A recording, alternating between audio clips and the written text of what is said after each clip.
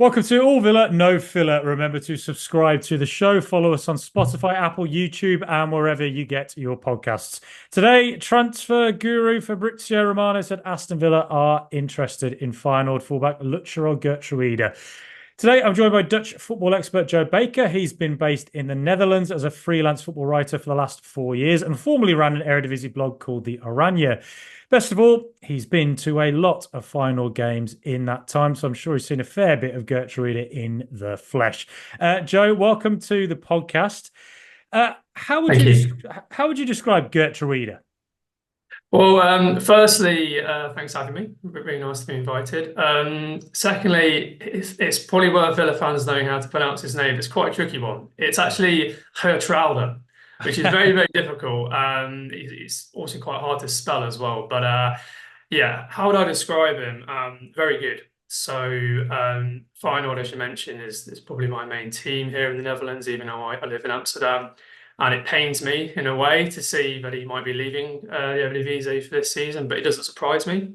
Um, he's a player I think has got a very high ceiling for development. I think there's obviously question marks over the fact he's not been tested yet in one of the quote unquote big leagues. But he's been a regular first team footballer now since he was a teenager. He's 24 now. He stepped up from the Feyenoord Academy to be quite a crucial player over the last three or so seasons. He's experienced in the Champions League football for the first time last year. Played in the Europa League quarterfinals the year before that and got all the way to the Conference League final for Feyenoord in 2022. He's now a Dutch international. Is he going to take the place of someone like Eric Konza at centre half at the right centre back position? I don't know. Would he play at right back over someone like Matty Cash against teams who are maybe weaker? You need more an attacking fullback. I don't know, probably not. But is he someone who's of high quality with a high ceiling, can play in multiple positions, offer experience, and have the versatility, which I know we're going to speak about? Then yeah, I think he'd be a top addition for Villa next season. Okay, and you think it'd be unfortunate to leave him see the Netherlands. I mean, how good is he ultimately? Yeah, well, he's a top quality player. I think one of the key things that marks him out, I would describe him as he's very aggressive, he's physical, he's a ball. I read earlier someone commented on Twitter said he wasn't good on the ball. I would challenge that. There's obviously room for improvement, but I would very much describe him as a ball playing defender. Okay. As I said, capable of playing multiple positions, playing within different tactical systems as well. Someone I would compare him to actually is Matthias de Ligt in terms of his background, not necessarily position wise, but in a sense that he's someone who came through an academy. He became a key player and a real leader within the dressing room and with the fans. I think he's handled that pressure really well, particularly over the last couple of seasons when Feyenoord have been challenging for trophies again. Being at the club 6 years, he's a very strong personality, which is hence why he was a captain. He was the captain for a lot of games last season. And also, I think he's at a prime age now as well. He's just turned 24, so a good age to now really kick on. And I think under the right manager in a really challenging league, he could become a top defender. And as I said, as it pains me to say it, I think a move from Feyenoord would be good for him to take him to that next level. Yeah, and you've mentioned the big V word of versatility. That's something certainly that Yeah. Aston Villa have been targeting this summer. When you say that, how versatile is he?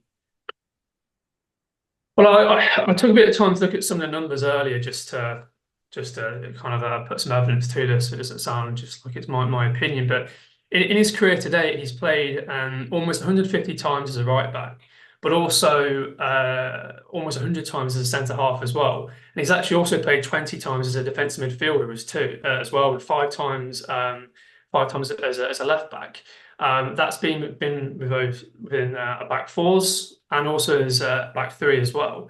And I think with Villa going to Champions League next season, high level of matches, different environments and pressures. I think having someone who is not as experienced in Champions League and European football, but can play across these different areas is going to be really, really important.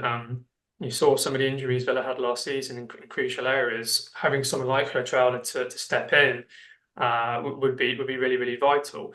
And I think it's also worth pointing out that who the manager he was playing for in the last three seasons. Arne Slot's just been hired by Liverpool as their new coach. A lot has been made about how tactically intelligent Slot was and his desire to have players who could play in different systems, press high, be not just good technically, but also physically, and be quite intelligent as well. And Geertruida played a lot for him in those three seasons when they reached the European final, then, of course, won the Eredivisie in 2023, and then won the Dutch Cup last season. And so Geertruida was an important part of all of those teams. Slot wanted people who could understand game plans, could change tactics during a match, fill in different positions. And I probably imagine if what Fabrizio Romano said today proves to be true, that's one of the big reasons why Emery's probably looking at him because of that in-game intelligence and technical ability, as well as the other qualities I've already mentioned. Okay, brilliant. And his primary position is right back, is what you would say. That's where he tends to spend most of his time. Yeah, so I don't know if you watched any of the Netherlands games during the Euros, but the two times he came on were as a right back, and that's how a lot of people would describe him. I'm just going to turn off a bit noise in the background.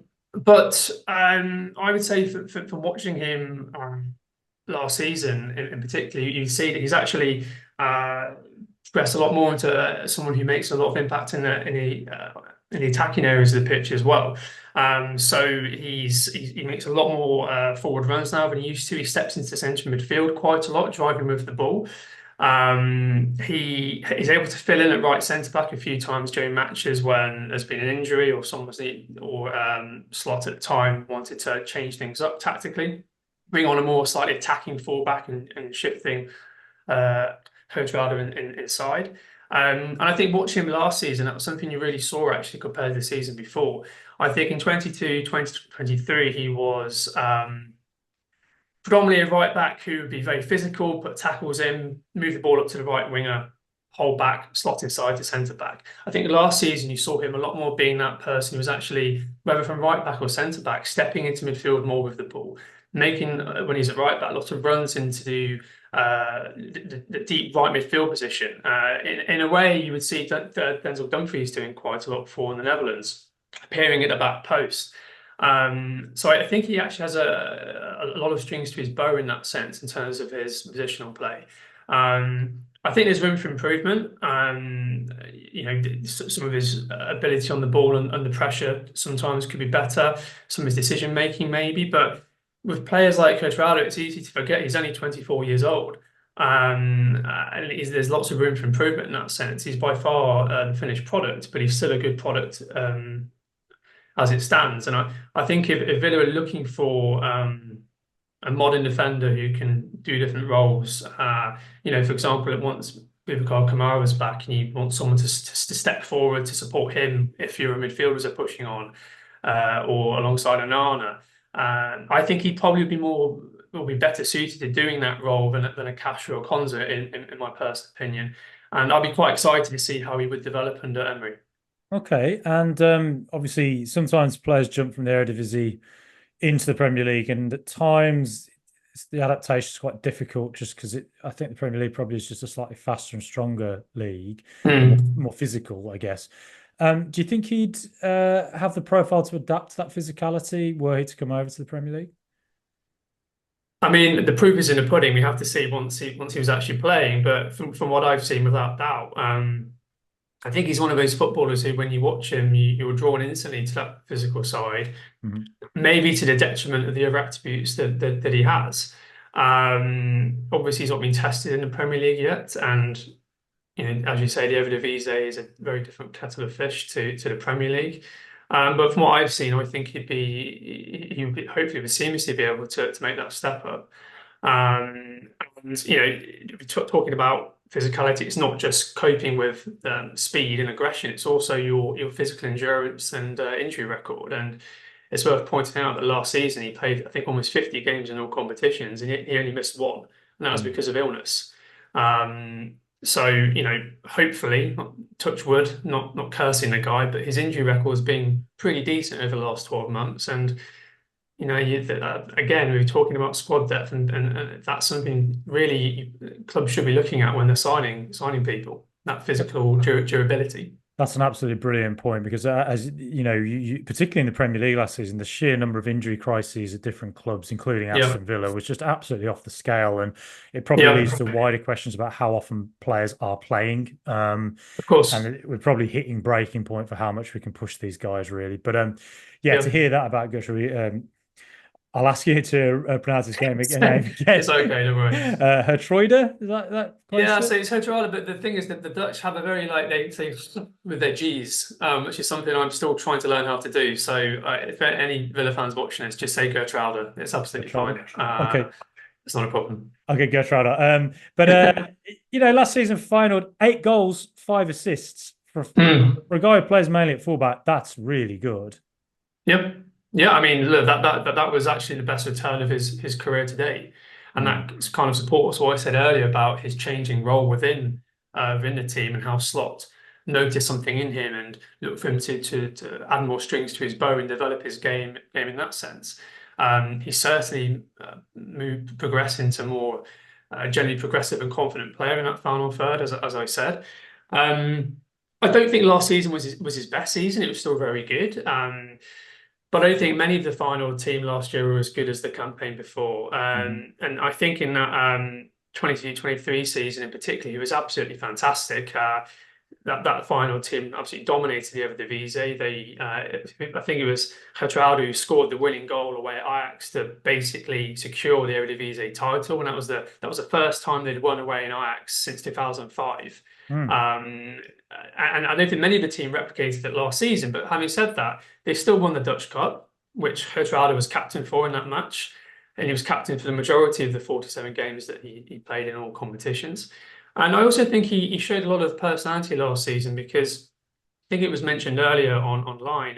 Red Bull Leipzig tried to sign him the summer before last. I think Feyenoord had pretty much accepted the deal. He was really pushing to go, and it fell through for whatever reason. And I think he really wanted that. A lot of players would have been quite frustrated and maybe throwing the proverbial toys out of the pram. But he got straight back into it, got his head into the game again, and ended up having a really strong season. So I think personality-wise, it's worth pointing out as well about him.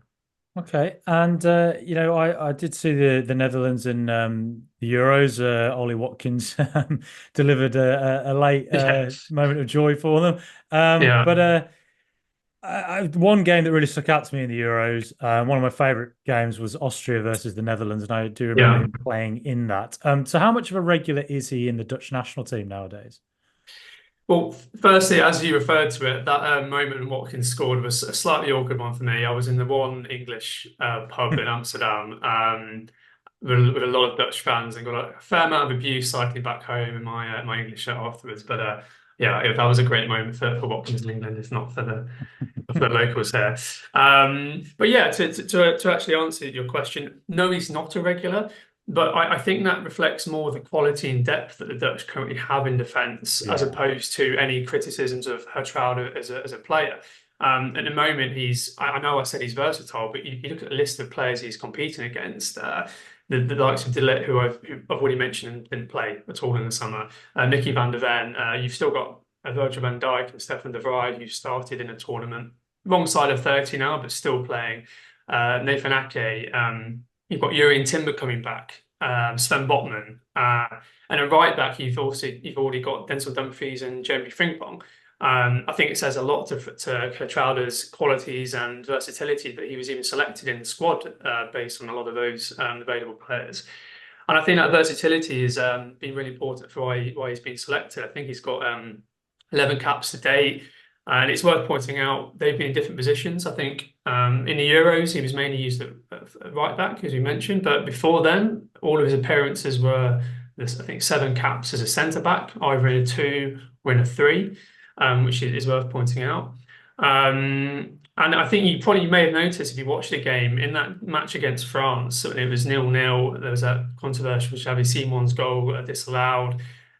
Second game in a group, it's always a bit nervous and tentative. Dutch arguably playing the best team or favourites at the time. It was Geertruida who came on off the bench to offer that more stability at right back. I know I was bigging up his attacking capabilities earlier, but he's also very solid defensively in that role and can be relied upon to be brought on in situations in that sense as well. He's certainly better than, in my opinion, than Dumfries and Frimpong defensively, who I personally view more as attacking wing backs. And yeah, moving forwards, when you've got players like Van Dijk and De Vrij probably retiring soon, there's injury issues still over some of those other players like Botman and Timber. If Geertruida makes the right move this summer and starts playing regularly, I don't see why he can't be a really key player for the Oranje in the years to come. Okay, and I guess just as one more question, something Aston Villa have been having trouble with in the last sort of season, I guess, is aerial battles and crosses into Yeah. the box. We sort of get a bit chaotic with all that sort of stuff. Mm. How sort of dominating a player is he with the ball, with aerial duels and balls in the air, and does he win, the big physical challenges like that generally? Well, the physical attribute in his aggressive defensive is an important part of his game, and that includes aerially as well as defensively. It's worth pointing out that I think when defending set pieces and any long balls going forwards with Feyenoord, you'd often see David Hanchko, who again is another player I expect to potentially be sold from Feyenoord this summer, or Gernot Trauner, their Austrian squad captain. They were probably more the dominant figures aerially in that side, and it's a good question because I would probably argue that as potential weakness with Geertruida, mainly because it's not something he's necessarily had to rely upon with him to be a key part of his game at Feyenoord. And also, you've got to remember the Eredivisie, Feyenoord could dominate possession in lots of matches. So it's not like he's had to constantly face a bombardment of balls into the box. But in terms of being a right back covering round behind your centre halves and ball crosses from the other side, positionally very good, strong in the air in that sense. How he would fare against, I know West Ham side Nicholas Fulkrug, for example, how he'd fare against him or an Ivan Toney or something remains to be seen. But people question people like Lisandro Martinez when he signed for Manchester United about his aerial ability, and he's developed fine in that sense, in my opinion. So we would have to see. But yeah, that's maybe a weakness, but I would argue the other strengths would probably outweigh that.